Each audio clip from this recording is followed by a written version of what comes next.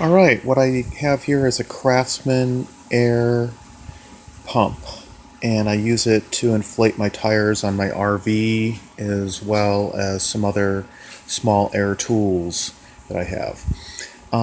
It's an oil pump, and you can see back here there is the oil filler, and you're supposed to have oil in there that covers up the little red dot. Let me see if I can show you the little red dot.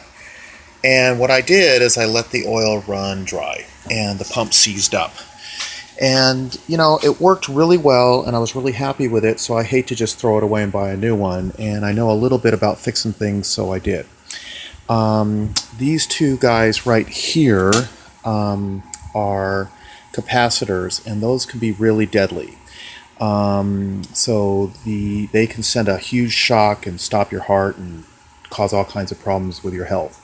So if you're scared or you don't know what you're doing, I encourage you not to do this. Basically avoid them. Anyway, I wanted to get this thing to turn because the motor seized up. The motor was actually fine. It was the gear part right here that seized up. And so what I did is I took these bolts. There's 3 of them, and I took them off. One underneath here, one over there, and I took off this pipe right here. And then this whole back motor piece then came loose.